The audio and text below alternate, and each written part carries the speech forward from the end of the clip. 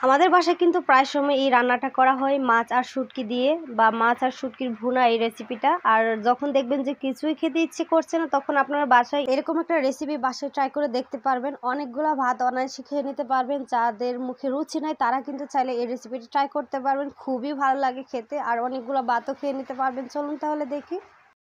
রেসিপিটা করার জন্য প্রথমে আমাদের লাগবে হচ্ছে মাছ। আপনারা কিন্তু যে কোনো মাছ নিতে পারেন। আমি কিন্তু এইখানে শিং মাছ নিয়েছি। যে কোনো মাছ দিয়ে কিন্তু এই রান্নাটা করা হয়, আর অনেক বেশি মজার হয় এই রেসিপিটা। প্রথমে আমি এখানে 5টার মতো শিং মাছ নিয়েছি। তারপর এখানে আমি 2টা লেবু স্লাইস করে কেটে দিয়েছি। তারপর এখানে আমি দিয়ে দিচ্ছি পরিমাণ মতো পানি। আর এখানে পানি বেশি একটা দিতে হয় না, অল্প পানি দিয়ে শুধু মাছগুলো আমরা সিদ্ধ করে নেব। পানিটা দেওয়ার পর এখন ঢাকনা দিয়ে ঢেকে মাছগুলোকে সিদ্ধ করব 5 থেকে 7 মিনিটের মতো। আর মাছগুলোকে কিন্তু খুবই ভালোভাবে সিদ্ধ করে নিতে হবে, না হলে কিন্তু দেখেন আমাদের মাছগুলো কিন্তু সিদ্ধ হয়ে গিয়েছে। এখন আমি ঢাকনাটাকে উঠিয়ে নিচ্ছি। ঢাকনাটাকে উঠানোর পর তারপর আমি এখন মাছগুলোকে নেড়ে চেড়ে দিচ্ছি। আর এই পর্যায়ে কিন্তু আমরা দেখে নিব যে আমাদের মাছগুলো ভালোভাবে সিদ্ধ হয়েছে কিনা। দেখেন আমাদের মাছগুলো কিন্তু ভালোভাবে সিদ্ধ হয়ে গিয়েছে। এখন আমি চুলাটা অফ করে দিব। অফ করে আমি মাছগুলোকে উঠিয়ে সাইডে রেখে দিব। রেখে দিয়ে দেন ঠান্ডা করে নিব। দেন আবার চুলায় প্যান বসিয়ে দিব। এই যে চুলায় একটা প্যান বসিয়ে দিয়েছি, আর এখানে আমি দিয়ে দিচ্ছি 1/4 কাপ সয়াবিন তেল। তেলটা যখন কিছুটা গরম হয়ে আসবে তখন আমরা এখানে দিয়ে দিব রসুন কুচি।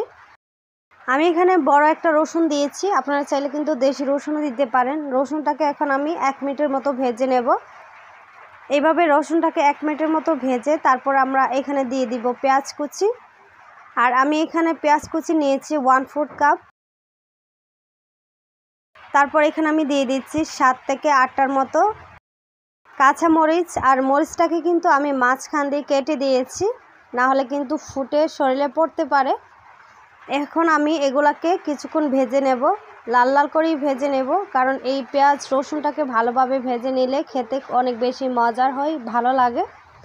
এভাবে ভেজে না হয়ে গিয়েছে। তারপর এখন আমি দিয়ে দিচ্ছি এখানে পানি। আর পানি দেওয়াতে মশলাটা পুড়ে যাবে না। পানিটা দেওয়ার পর তারপর আবার আমি নেড়ে ছেড়ে ভালোভাবে মিশিয়ে নিয়েছি। মিশানো হয়ে গেলে তারপর এখানে আমি দিয়ে দিব স্বাদ মতো লবণ। আর 1 টেবিল চামচ দিয়ে দিচ্ছি মরিচের গুঁড়া। একটু ঝাল ঝাল হলে খেতে ভালো লাগে। 1/2 টেবিল চামচ হলুদের গুঁড়া। 1/2 টেবিল চামচ দিয়ে দিচ্ছি ধনিয়ার গুঁড়া। তারপর আমি এই মশলাটাকে ভালোভাবে মিশিয়ে নিচ্ছি। আর এখানে কিন্তু একটু ঝাল ঝাল করে শুটকিটা রান্না করলে খেতে খুবই ভালো লাগে। তারপরে ঝাল যার যার ইচ্ছে মতো। এখন আমি ঢাকনা দিয়ে ঢেকে এটাকে সিদ্ধ করে নেব 5 থেকে 6 মিনিটের মতো। 5 থেকে 6 মিনিট পর আমি ঢাকনাটাকে উঠিয়ে তারপর এখন নেড়ে ছেড়ে দিচ্ছি। আর এই মশলাটাকে কিন্তু খুবই ভালোভাবে কষিয়ে নিতে হবে। যত ভালো কষাবেন খেতে খুবই ভালো হয়। এই যে আমি আবার নেড়ে ছেড়ে ভালোভাবে মিশিয়ে নিয়েছি। তারপর এখানে আমরা দিয়ে দিচ্ছি টমেটো কুচি। আমি এখানে বড় একটা টমেটো কুচি করে নিয়েছি, আর এটা আমি ফ্রিজে রেখেছিলাম। ফ্রিজে টমেটো দিয়েছি।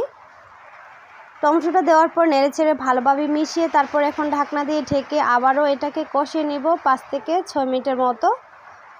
5 থেকে 6 মিনিট পর ঢাকনাটাকে উঠিয়ে তারপর আবারও নেড়ে ছেড়ে দিব। দেখেন খুবই ভালোভাবে কিন্তু কষানো হয়ে গিয়েছে, তেলটা ভালোভাবে উপরে উঠে গিয়েছে। আমাদের মশলা ভালোভাবে কষানোই হয়ে গিয়েছে। নেড়ে ছেড়ে ভালোভাবে মিশিয়ে নিয়ে তারপর এখানে আমরা দিয়ে দিব মাছ। আর আমি যে মাছগুলো সিদ্ধ করে রেখেছিলাম সে মাছগুলোর কিন্তু সবগুলো কাটা বেছে ফেলে দিয়েছি। ফেলে শুধু মাছগুলোকে এখানে দিয়ে দিচ্ছি। আর সবচেয়ে মজার একটা জিনিস হচ্ছে, আর এইরকম ভুনাতে কিন্তু অবশ্যই লেবু পাতা দিবেন, তাহলে খেতে খুবই ভালো লাগে। লেবু পাতাটা দেওয়ার পর আবার আমি নেড়ে ছেড়ে ভালোভাবে মিশিয়ে নিয়েছি। আর এটাও কিন্তু আমি আবারও কষিয়ে নেব 2 থেকে 3 মিনিটের মতো। এই যে 2 থেকে 3 মিনিট পর ঢাকনাটাকে উঠিয়ে তারপর নেড়ে ছেড়ে দিব। চারপাশ দিয়ে যখন দেখবেন যে মশলার তেলটা ভালোভাবে উঠে গিয়েছে, তখন বুঝবো যে মাছগুলো কিন্তু আমাদের ভালোভাবে কষানো হয়ে গিয়েছে। এই যে আবার নেড়ে ছেড়ে ভালোভাবে মিশিয়ে নিয়েছি। মিশিয়ে নেওয়া হয়ে গেলে তারপর এখানে আমরা দিয়ে দিব পানি। আমি এখানে 1/2 কাপের মতো পানি দিয়েছিলাম।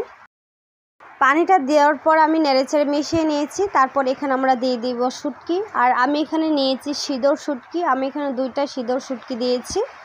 শুটকিটা দেওয়ার পর আবারও নেড়েচেড়ে ভালোভাবে মিশিয়ে নিচ্ছি। আর পানিটা এমন পরিমাণ দিতে হবে যেন মাছ আর শুটকির কোনো গন্ধ না থাকে রান্না করার পর।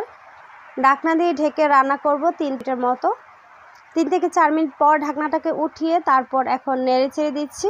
দেখেন পানি কিন্তু একেবারেই টেনে গিয়েছে, এখন কিন্তু আর পানি নাই। তারপর আমি নেড়ে ছেড়ে দিব, এইভাবেই নেড়ে ছেড়েই কিন্তু রান্না করতে হবে। এখন কিন্তু আর কোনো পানি দেওয়া যাবে না বা ঢাকনাও দেওয়ার দরকার নেই।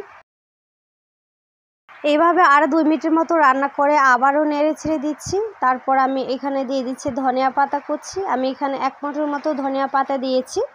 ধনিয়া পাতা দিলেও কিন্তু এটা খেতে অনেক বেশি ভালো লাগে, গ্রানটাও কিন্তু অনেক ভালো লাগে, তাই এটা অবশ্যই দেওয়ার চেষ্টা করবেন।